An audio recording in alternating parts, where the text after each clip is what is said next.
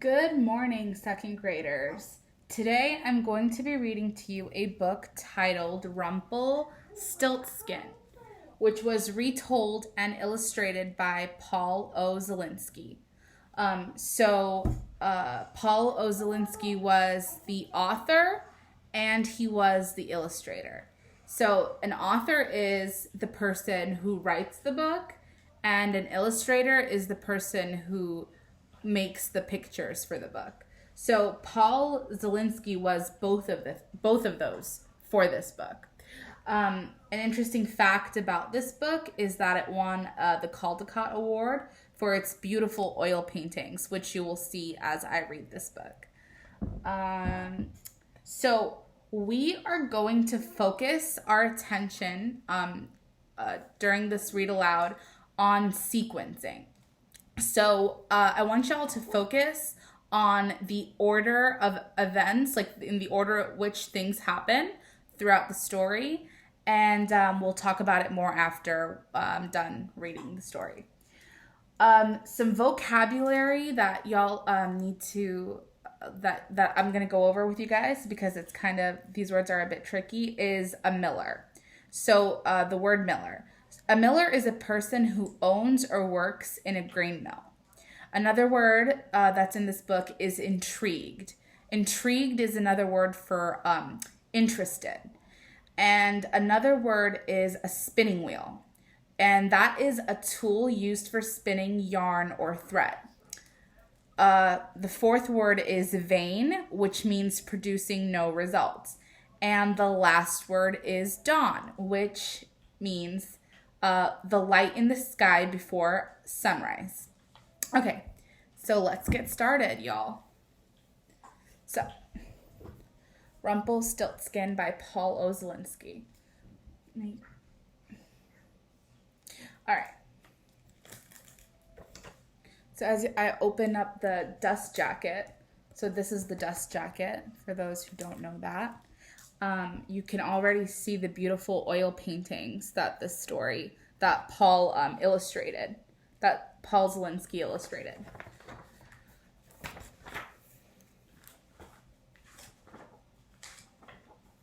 Once there was a poor miller who had a beautiful daughter. On his way to town one day, the miller encountered the king. Wanting to impress him, the miller said, "I have a daughter who knows the art of spinning straw into gold." Now the king had a passion for gold, and such an art intrigued him. So he ordered the miller to send his daughter to the castle straight away. When the girl was brought before him, the king led her to a room that was filled with straw. He gave her spools and a spinning wheel and said, "You may spin all night, but if you have not spun this straw into gold by morning, you will have to die." With that, he locked the door and the girl was left inside alone.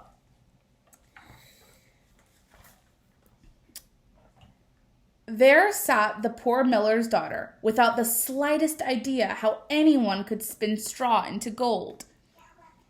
For the life of her, she did not know what to do. She grew more and more frightened, and then she began to weep. Suddenly, the door sprang open, and a tiny man stepped in. "Good evening, Mistress Miller," he said. "Why are you sobbing?" "Oh," the girl cried, "I must spin this straw into gold, and I do not know how." "What will you give me if I spin it for you?" the little man asked. My necklace," answered the girl. The little man took her necklace and sat down at the spinning wheel.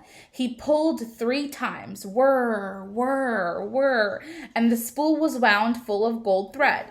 He fitted another spool on, and whir, whir, whir. 3 pulls, and that one too was full. And so it went until morning, when all the straw was spun and the spools were full of gold. So you see the illustration there.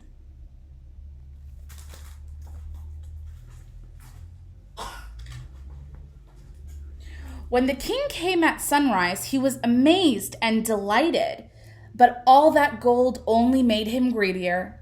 So he led the miller's daughter to a larger room filled with straw, and he ordered her to spin the straw too before dawn, if she valued her life.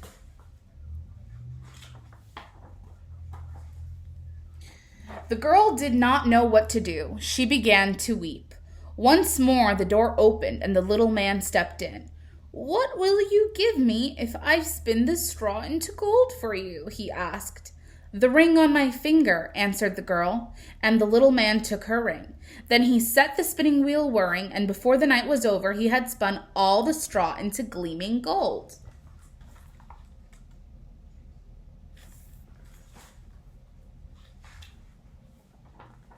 Shortly after sunrise, the king returned.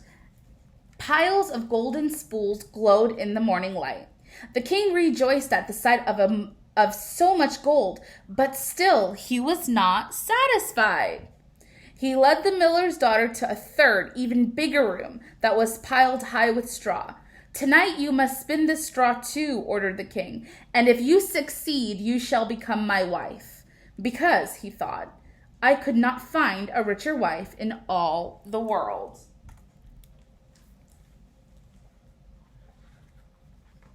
When the king had left, the little man appeared for the third time. "What will you give me if I spin for you yet once more?" he asked. "I have nothing else," the girl replied. Then promise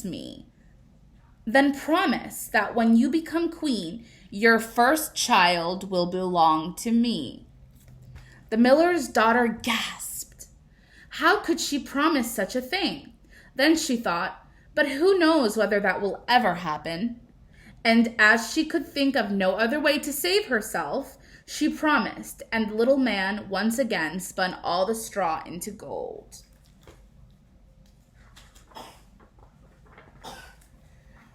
When the king came in the morning and found everything as he had wished, he married the miller's beautiful daughter, and she became a queen.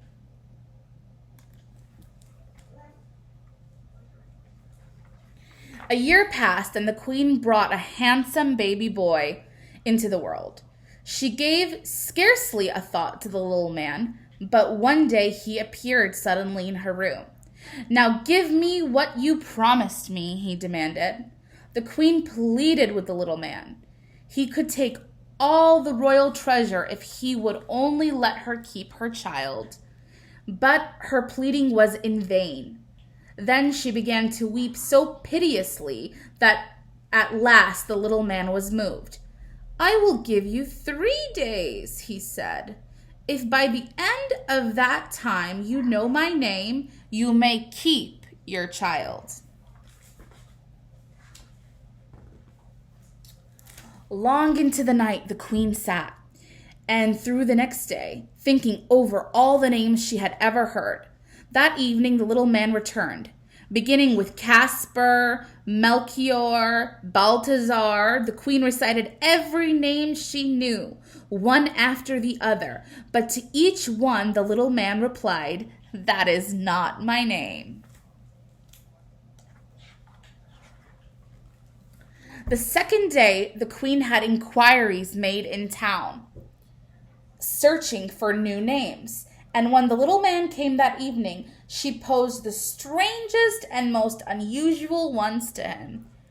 She tried beastie ribs and leg-o-ram and string bones, but he would only reply, "That is not my name." Now the queen grew truly frightened, and she sent her most faithful servant into the woods to look for the little man. The servant searched through thickets and over clearings, deep into the forest. At last, near the top of a high hill, she spied him. He was riding on a cooking spoon around a great fire and crying out, "I brew my beer, I make my loaves," and soon the queen's own son I'll claim. Oh, lucky me, for no one knows that Rumpelstiltskin is my name. The servant made her way back as fast as she could manage, and at midday reached the castle. You can imagine how glad the queen was when she heard the name. Late that evening, the little man arrived. Now, Mrs. Queen, he said, do you know my name, or do I take the child? So the queen asked him, is your name Will? No. Is your name Phil? No. In that case, is your name Rumpelstiltskin? The devil told you that. The devil told you that, shrieked Rumpelstiltskin, and in a fury he jumped on his cooking spoon and flew out the window.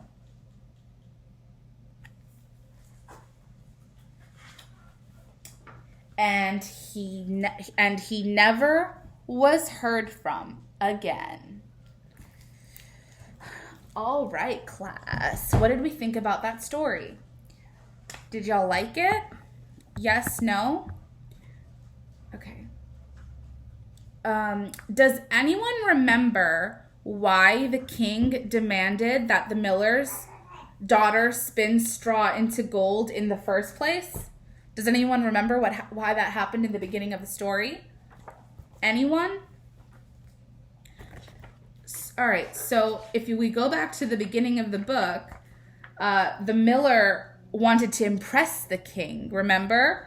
And he said, I have a daughter who knows the art of spinning straw into gold. And that's what caused the king to demand that the miller's daughter come to his castle to spin straw into gold. So how did the miller's daughter figure out the man's name, the little man's name? Does anybody remember? Okay, so the miller's daughter found out his name when she sent a servant to look for him. And they heard him singing that silly song, remember? Okay, and last question. Have any of you ever made a promise that you wish you didn't after you made it? Hopefully nothing like the miller's daughter, of course. All right, so I hope y'all liked the story. I hope you guys enjoyed the illustrations as much as I did. This is a book I remember reading as a child, and I remember watching different variations of it on like cartoon shows, and so it's a nice little story, and I hope y'all enjoyed it as much as I did. Thank you.